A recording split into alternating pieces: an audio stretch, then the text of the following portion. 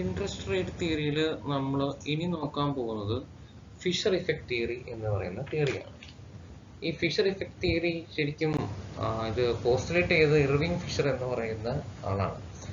അതിൽ interest റേറ്റിലുള്ള differences വെച്ചിട്ടാണ് ഈ തിയറി വർക്കൗട്ട് ചെയ്യുന്നത് എന്നാണ് ഇദ്ദേഹം പറഞ്ഞത്. അപ്പോൾ എക്സ്ചേഞ്ച് റേറ്റിലുള്ള ചേഞ്ചസ് ശരിക്കും അതിന് കാരണക്കാരൻ വേറെ ആരുമല്ല, ഇൻട്രസ്റ്റ് റേറ്റ് തന്നെയാണ് എന്നാണ് ഇദ്ദേഹം പറഞ്ഞു വെച്ചൊരു കാര്യം. അപ്പൊ പർച്ചേസിംഗ് പവർ പാരിറ്റി തിയറിയും ഫിഷർ ഇഫക്റ്റ് തിയറിയും ഏറെക്കുറെ റിലേറ്റഡ് ആണെന്നാണ് ഇതുകൊണ്ട് നമുക്ക് മനസ്സിലാക്കാൻ പറ്റും. കാരണം interest rates are related to inflation. അപ്പൊ ഫിഷർ ഇഫക്റ്റ് സ്റ്റേറ്റ് ചെയ്യണം എങ്ങനെയാന്ന് വെച്ചാൽ, റിയൽ ഇൻട്രസ്റ്റ് റേറ്റ് എന്ന് പറഞ്ഞു കഴിഞ്ഞാൽ that is a combination of normal interest rate and inflation rate. ഇതിന്റെ രണ്ടിന്റെയും ഒരു കോമ്പിനേഷൻ ആണ്. അപ്പോൾ റിയൽ ഇൻട്രസ്റ്റ് റേറ്റ് നമ്മൾ എങ്ങനെ കണ്ടുപിടിക്കുക? നോർമൽ ഇൻട്രസ്റ്റ് റേറ്റിൽ നിന്നും ഇൻഫ്ലേഷൻ റേറ്റ് കുറച്ച് കഴിഞ്ഞാലാണ് നമുക്ക് റിയൽ ആയിട്ടുള്ള ഇൻട്രസ്റ്റ് റേറ്റ് നമുക്ക് കിട്ടുക. സാധാരണ നമ്മൾ ബാങ്കിലൊക്കെ പോയി കഴിഞ്ഞാൽ അവർ ഓഫർ ചെയ്യുന്ന ഇൻട്രസ്റ്റ് റേറ്റ് എന്ന് പറയുന്നത് നോർമൽ ആയിട്ടുള്ള ഇൻട്രസ്റ്റ് റേറ്റ് ആയിരിക്കും. ഇപ്പോൾ ഒരു ഉദാഹരണത്തിന് അവിടെ എഴുതി വെച്ചേക്കാണ് 7% നിങ്ങൾക്ക് ഒരു വർഷം FD ഇട്ടാൽ കിട്ടുന്നത് എന്നാണ് അവർ എഴുതി വെച്ചേക്കണെന്ന് വിചാരിക്കാം. ഓക്കെ, ഇഫ് ആ സമയത്തെ ഇൻഫ്ലേഷൻ റേറ്റ് 8% ആണെന്നുണ്ടെങ്കിൽ ഒരു വർഷം കഴിഞ്ഞ് കഴിയുമ്പോൾ ശരിക്കും പറഞ്ഞാൽ നിങ്ങൾക്ക് 1% നഷ്ടമാണ്. ഇൻഫ്ലേഷൻ റേറ്റ് കൊണ്ട് നിങ്ങളെ ബീറ്റ് ചെയ്യുവാണ്. ഇൻവെസ്റ്റർക്ക് ആക്ച്വലി ഒന്നും കിട്ടുന്നില്ല, നിങ്ങളുടെ ഉള്ള പൈസ പോലും പോവുകയാണ്. അപ്പോൾ നോർമൽ ഇൻട്രസ്റ്റ് റേറ്റ് ആണ് ബാങ്കുകൾ ഓഫർ ചെയ്യുക. That is a combination of real interest rate അല്ലെങ്കിൽ real rate and inflation rate. Okay, അതാണ് ഫിഷർ ഇഫക്റ്റ് പറയുന്ന ഒരു കാര്യം. ഇതിൽ റിയൽ ഇൻട്രസ്റ്റ് റേറ്റ് പോസിറ്റീവ് ആണെന്നുണ്ടെങ്കിൽ നിങ്ങൾ ഗെയിൻ ചെയ്യുന്നുണ്ട്, നേരെ തിരിച്ചാണെന്നുണ്ടെങ്കിൽ നിങ്ങളുടെ കയ്യിൽ നിന്ന് പൈസ നഷ്ടപ്പെടുന്നുണ്ട്. You are not beating inflation. അപ്പോൾ ഇതിന്റെ എക്സ്പ്ലനേഷൻ എങ്ങനെയെന്ന് വെച്ചാൽ, inflation rate will directly lead to proportional changes in nominal interest rate assuming real interest rate remain constant. ഈ റിയൽ ഇൻട്രസ്റ്റ് റേറ്റ് അവിടെ സ്റ്റാറ്റിക് ആയിട്ട് കോൺസ്റ്റന്റ് ആയിട്ട് നിൽക്കുകയാണെന്നുണ്ടെങ്കിൽ നോർമൽ ഇൻട്രസ്റ്റ് റേറ്റിൽ ഉണ്ടാവുന്ന എല്ലാ ചേഞ്ചസിനും കാരണം വേറെ ആരുമല്ല, ഇൻഫ്ലേഷൻ ആണ് എന്നാണ് ഇവിടെ പറയുന്നത്. അപ്പോൾ ഇതിലുള്ള റേറ്റ് കണ്ടുപിടിക്കുന്നത്, ഈ ഇൻഫ്ലേഷൻ റേറ്റ് അവിടെ കൂടുമ്പോൾ സ്വാഭാവികമായിട്ടും നോർമൽ ഇൻട്രസ്റ്റ് റേറ്റിലും വ്യത്യാസം വരും. ഈ നോർമൽ ഇൻട്രസ്റ്റ് റേറ്റിലുള്ള വ്യത്യാസങ്ങളാണ് ശരിക്കും എക്സ്ചേഞ്ച് റേറ്റിനെ അഫക്ട് ചെയ്യുന്നത് എന്നാണ് ഇർവിംഗ് ഫിഷർ പറഞ്ഞു വെച്ചത്. ഇതെങ്ങനെയാണ് ഇന്റർനാഷണൽ ഫിഷർ ഇഫക്റ്റ് തിയറിയിലേക്ക് പോയത് എന്ന് നമുക്ക് നോക്കാം. ഈ തിയറി ശരിക്കും ഇദ്ദേഹം കണ്ടുപിടിച്ചതല്ല, ഇന്റർനാഷണൽ ഫിഷർ ഇഫക്റ്റ് തിയറി. ഇത് ഇദ്ദേഹത്തിന്റെ പേരിൽ നെയിം ചെയ്തിരിക്കുന്നത് മാത്രമേ ഉള്ളൂ. ഇത് സജസ്റ്റ് ചെയ്യുന്നത് എങ്ങനെയാണെന്ന് വെച്ചാൽ, difference in normal interest rate between two countries is proportional to the expected changes in exchange rate.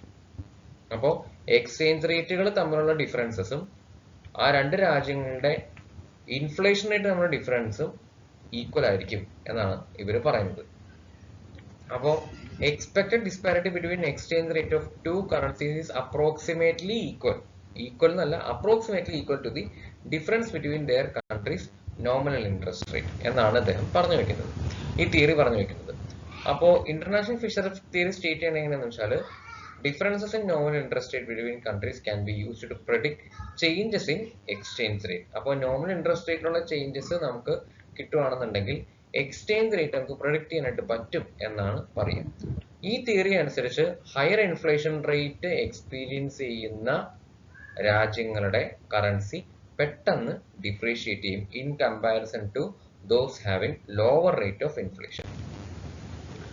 അപ്പോൾ ഈ തിയറി എക്സ്പ്ലെയിൻ ചെയ്യുന്നത് പെർസെൻറ്റേജ് ചേഞ്ച് ഇൻ എക്സ്ചേഞ്ച് റേറ്റും പെർസെൻറ്റേജ് ചേഞ്ച് ഇൻ ഇൻട്രസ്റ്റ് റേറ്റും സെയിം ആണ് എന്നാണ് പറയുന്നത്. അപ്പോൾ ഈ പറയുന്ന ഇൻഫ്ലേഷൻ റേറ്റ് കൂടുന്നുണ്ടെങ്കിൽ അതിന് പ്രൊപ്പോർഷനേറ്റ് ആയിട്ടുള്ള ഇൻക്രീസ് എക്സ്ചേഞ്ച് റേറ്റിലും അവർ എക്സ്പെക്ട് ചെയ്യുന്നുണ്ട്. അതുപോലെ തന്നെ തിരിച്ചും ഇൻഫ്ലേഷൻ റേറ്റ് കുറവാണ് എക്സ്പെക്ട് ചെയ്യണമെന്നുണ്ടെങ്കിൽ എക്സ്ചേഞ്ച് റേറ്റിലുള്ള ചേഞ്ചും കുറവായിരിക്കും അവർ എക്സ്പെക്ട് ചെയ്യുക. അപ്പൊ ഇതിന്റെ ഫോർമുല എന്താണെന്ന് വെച്ചാൽ, expected future rate is equal to, it is a difference between nominal interest rate in domestic country and nominal interest rate in foreign country. നമ്മളൊരു എക്സാമ്പിൾ എടുക്കുവാണ്, കറണ്ട് എക്സ്ചേഞ്ച് റേറ്റ്. ഇത് ഫോർവേഡ് എക്സ്ചേഞ്ച് ആണ്, future exchange റേറ്റും spot റേറ്റും തമ്മിലുള്ള ratio ആണ് ഇവിടെ നമ്മൾ കാണുന്നത്. ഇവിടെ നമ്മൾ നോക്കുന്നത് ഡൊമസ്റ്റിക് ആയിട്ടുള്ള ഇൻട്രസ്റ്റ് റേറ്റും ഫോറിൻ ഇൻട്രസ്റ്റ് റേറ്റും തമ്മിലുള്ള ഡിഫറൻഷ്യൽ ആണ്. ഈ ഡിഫറൻഷ്യൽ വെച്ചിട്ട് നമുക്ക് ഫ്യൂച്ചറിലെ എക്സ്ചേഞ്ച് റേറ്റ് ഡിറ്റർമിൻ ചെയ്യാൻ പറ്റും എന്നാണ് പറയുന്നത്. അപ്പോൾ നമുക്ക് ഒരു ഇന്ത്യൻ കോണ്ടെക്സ്റ്റ് നമുക്ക് ഈ എക്സാമ്പിൾ വെച്ചൊന്ന് കണക്കാക്കി നോക്കാം. ഓക്കെ, ഇൻട്രസ്റ്റ് റേറ്റിലെ ഇന്ത്യയിലെ ഇൻട്രസ്റ്റ് റേറ്റ് 7%. ഇപ്പോഴത്തെ സെയിം സമയത്തെ US-ലുള്ള ഇൻട്രസ്റ്റ് റേറ്റ് 3% ആയിരിക്കാം. ഇപ്പോഴത്തെ സ്പോട്ട് റേറ്റ് ഒരു ഡോളറിന് 80 രൂപയാണ് എന്ന് വിചാരിക്കാം. നമുക്ക് എക്സ്പെക്റ്റഡ് ആയിട്ടുള്ള foreign exchange rate after 1 year ആണ് നമുക്ക് വേണ്ടത്.